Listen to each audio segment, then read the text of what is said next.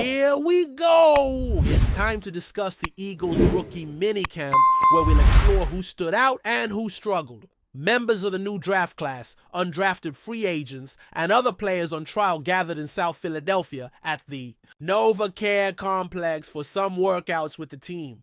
Who are the weekend's highlights? And who had difficulties? We'll reveal all of that in the coming minutes. With blue skies and pleasant weather, it's wonderful to have Eagles football back. And there are many interesting aspects to cover. Let's start with an optimistic perspective. After all, it's a rookie minicamp, so there aren't many losers to call out, since it's hard to fail in this environment. Yet, based on the observations and analysis that will be shared, there are encouraging signs for many of these young athletes. One standout is the 6th-round quarterback drafted by the Eagles from Syracuse. As we know, he hails from South Jersey and made a name for himself at St. Joe's Prep, where he was recognized as one of the country's top players. Multiple recruiting services rated him as a 4- or 5-star talent. He began his college career at Ohio State, but faced confidence challenges. The Buckeyes tried to replace him by bringing in another local prospect, prompting his transfer to Syracuse. Under the guidance of a respected coach, he made significant progress. During his college career, he showcased his skills impressively. Notably, he was the only quarterback at rookie minicamp, which gave him many valuable repetitions. That doesn't mean he's inexperienced, but as a young player, he'll likely compete for the backup quarterback role, getting as many reps as possible immediately after the draft process is crucial for his professional development. And this represents a major advantage. He made the short trip to the NovaCare Complex from Mount Laurel, New Jersey, a journey made meaningful by childhood memories of watching games and cheering for a famous player. He also had the opportunity to reconnect with the Eagles' current quarterback coach, who had been a head coach at another university just last year. Interestingly, while that coach was at his previous institution, he offered this quarterback his first major scholarship offer when the player was transitioning from 8th grade to high school. In fact, before he even set foot on his high school field, he already had that scholarship offer thanks to their early connection. It's a fascinating story, and he brings a favorable perspective as a prospect in a pre-draft quarterback class. That wasn't particularly deep. He was among the top prospects. His ability to process information pre-snap is remarkable, showing clear understanding of where to direct the ball. Overall, he is a solid decision maker. Though there are times when his gunslinger mentality shines through. That trait is valued, but sometimes needs tempering. He anticipates plays well and has strong arm strength, enabling precise throws at various distances, both downfield and laterally. However, he doesn't excel at improvising outside the pocket, nor is he especially effective at gaining yards with his legs. What he truly brings to the team is strong performance. He stands out for his notable throwing ability, completing passes at multiple ranges, both vertical and lateral. He's not the type to create ad-lib plays and doesn't shine as a rushing threat.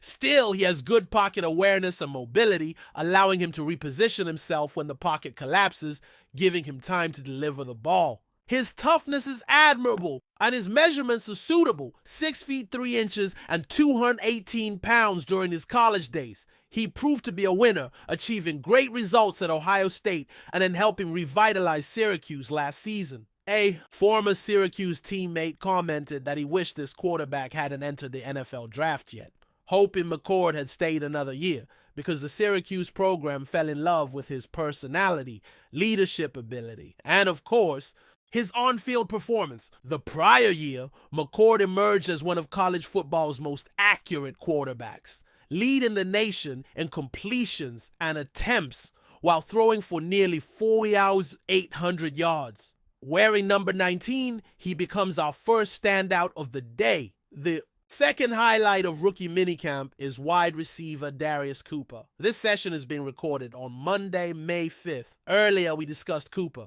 He wasn't initially included among the undrafted free agent signings, but was later added to the 90-player group, proving to be a very intriguing athlete. I wasn't entirely surprised he went undrafted, but as a free agent, there's much to admire. He excels at both short and deep routes and makes tough catches, using his size and strength to secure the ball.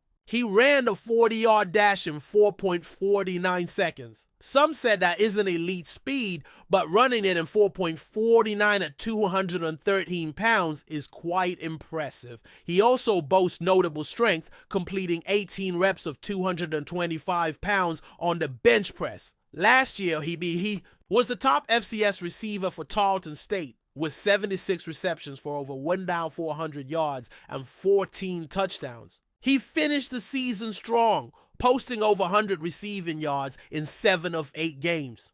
Cooper's size profile resembles that of A.J. Brown, except in height. When Brown left college, he stood 6 feet 4 inches and weighed over 220 pounds. Before the draft, Cooper recorded a relative athletic score just below Brown's at .858, measuring 5 feet 11 inches and 213 pounds. He did 18 bench reps, one fewer than Brown, and had a 38-inch vertical leap, surpassing Brown, plus a 10'6" broad jump, also ahead of Brown. And he tied Brown's 4.49 40-yard dash time. Watching Cooper, whether he's in pads or not, you see a complete athlete with good footwork and standout skills throughout minicamp. Many people were surprised by what he demonstrated during the workout sessions. The third standout is offensive lineman Drew Kendall, seen doing a solid core and groin stretch. Stretching in those areas is always beneficial. In Kendall's case, his primary position isn't yet set. He'll likely start as the backup center behind Cam Jurgens, but could also play guard, though he never played guard with Boston College, where he started over 30 games at center. In high school, he played only guard. From a young age, he admired a player who truly redefined the center position. Kendall said that player was probably the most influential center in NFL history. What that player accomplished in Philadelphia was incredible. He's a great athlete and an excellent person. Just watching film and press conferences, it's clear he's a role model. He made history in the game, and his movement and blocks reaching the second level to engage linebackers stood out and brought flow to the running game. During his press conference, an amusing moment occurred when someone asked if he could pull block like another player. His reply, "Yeah, I'm working on it."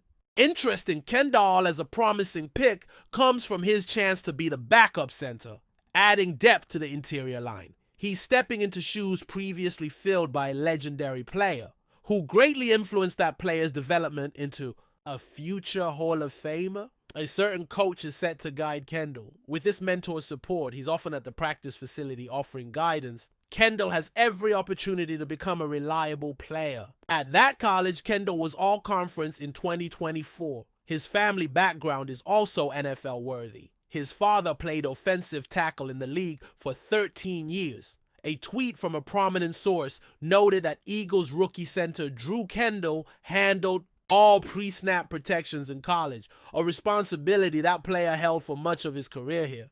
Moreover, Kendall pointed out that while he played guard in high school, he transitioned to center in college. It seems he'll embrace both roles, and versatility on the line boosts his chances of making the roster. Among rookie minicamp highlights were running backs Shanderek Powell from Central Arkansas and Montreal Johnson. The Eagles also signed another undrafted free agent receiver known for return skills, who spent 5 or 6 years in college across 2 programs. He's expected to compete for the primary return specialist job. In a related move, the Eagles released running back Ty Davis-Price, a former third-round pick. This opens the door for Powell and Johnson to continue their journey.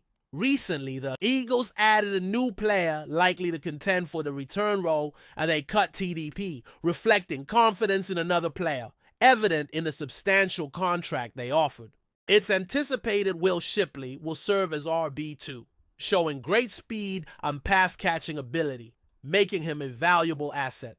The Eagles also brought in another back recovering from a neck injury, but tough enough for short yardage work. Beyond these 3, if the team keeps 4 running backs on a 53-man roster, there could be a spot for one of the rookie free agents. If not, the practice squad on such a talented squad remains a win. The Eagles seem keen to evaluate 2 of those rookies in more detail. Shanderek Powell at 5'8" with a relative athletic score of .746, averaged over 1,000 rushing yards each of the last 3 seasons and proved a scoring threat while catching passes out of the backfield. Montreal Johnson began at one school before transferring.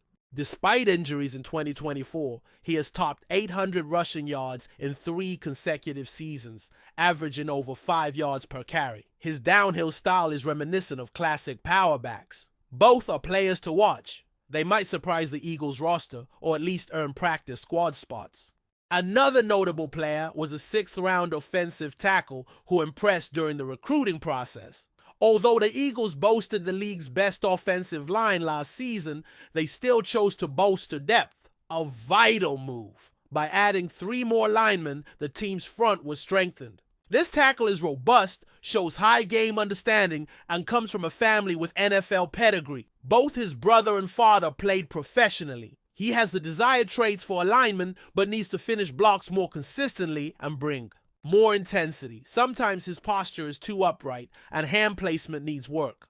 Over the weekend, the team released a video documenting the draft room experience involving scouts and coaches. On draft day's 3rd phase, the general manager emphasized building a competitive team by acquiring key pieces. He called in scouts to discuss player evaluations, and this tackle's name was highlighted for his standout traits, pleasing the coach and marking a promising start. Observers noted his star potential and comfort with the media, though performance remains the focus. Fortunately, he has the frame and skills, and flashes from his former school hint at his capabilities. If he hones that potential, he could become an impressive athlete. Another draft highlight was a linebacker joining several peers. From the outset, he's expected to play a significant role on special teams. Scouts noted his athletic build, even if somewhat lean his reach and standout college moments. He also led his defensive unit effectively. He should contribute heavily on special teams. Many said he embodies the ideal athletic profile.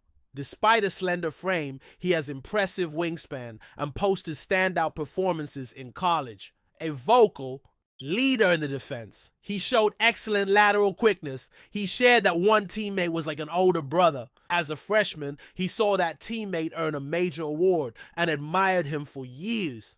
Having his guidance has been invaluable for adapting from college to the pros, a facet often underestimated. When drafted, that teammate was the first person he spoke with, helping him feel comfortable and understand the professional transition. This adaptation aspect is frequently overlooked but crucial. Who do you think was the biggest winner of rookie minicamp? Leave your guess in the comments, and soon we'll cover those who fell short of expectations. Fans have certainly noticed recent team news and activities. The group assigned to the community camp faced various challenges. Evaluating rookies in minicamp can be tricky unless someone's performance is truly poor. In one case, a particular rookie selection was a team highlight. His upside is highly valued. He was ranked among the top 10 prospects on draft boards. The excitement around this pick was palpable, especially when coaches voiced their satisfaction.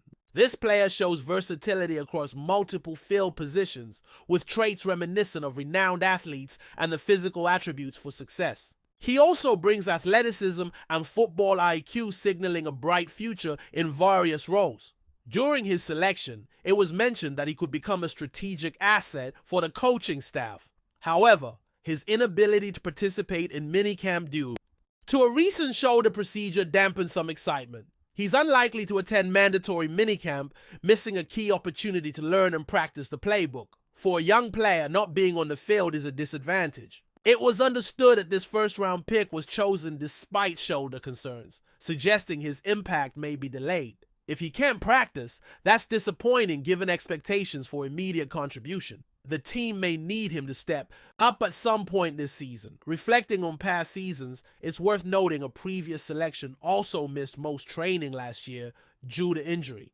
That player struggled initially but later made a significant impact, becoming a defensive stalwart and playing a key role in a championship game. Thus, it would be premature to deem this rookie a major minicamp bust. The focus should be on health, managing injury concerns, and beginning to absorb the nuances of pro life while training with teammates. There's a need to refine instincts, to develop natural linebacker feel, as that was an area of challenge. There was also talk of a second-round pick, with observers noting perceptions about size. The player expressed confidence that his performance transcends physical measurements. Comparisons were made to other players, highlighting similar playing styles despite size differences. Both exhibit willingness to support plays and engage physically, demonstrating passion, leadership, and natural playmaking, especially in passing.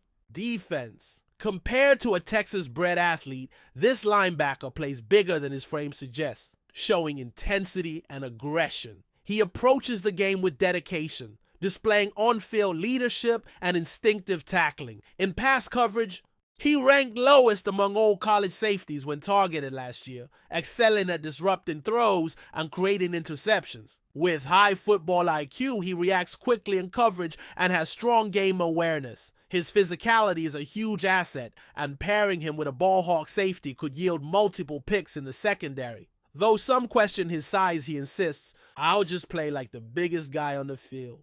Another cornerback will join a slot depth. He's smaller, but both run a 4.4 40. That cornerback noted his size concerns. "I just play like I'm the biggest guy on the field." Additionally, another player has broad shoulders but shorter arms, known for physical strength and earned a characteristic nickname. He could be one of the team's biggest surprises, bringing power to special teams or as a defensive tackle or end in the current scheme. Another interesting note from minicamp. The starting offensive line included a left tackle, a tackle to guard, convert from last season alongside a center with college experience at right guard and another versatile tackle at right tackle. All can play guard or tackle. Curiously, a producer sitting next to one player on the flight back to Philadelphia for minicamp remarked on his impressive size. Anyone trying to run through that gap had to avoid him. You can expect edge rushers to encounter the same. Effectively. Halted by his imposing presence, that player said in a press conference he expected a second or third round selection, but ended up in the 6th. It's believed that had he returned to college. Before we continue, don't forget to subscribe to our channel and give this video a like. Your support helps us keep delivering the latest updates on our Philadelphia Eagles. And don't be shy, share your thoughts on the news in the comments below. In a shocking revelation that has sent ripples through the NFL community, veteran sportscaster Joe Buck made a controversial claim that could shake the very foundations of professional football. During a recent interview, Buck stated bluntly, the order was for the Eagles not to win, suggesting that Philadelphia's recent loss may not have been entirely the result of on-field performance. The comment, made without apparent irony or elaboration, immediately sparked intense speculation among fans, analysts, and players alike. Buck, who has called countless NFL games over his decades-long career, has never been one to court controversy lightly. His reputation for professionalism and credibility only adds weight to the gravity of such a claim. Social media erupted in the hours following the statement, with theories ranging from league-mandated outcomes to officiating bias. While no concrete evidence has surfaced to support claims of a deliberate attempt to manipulate the game's result,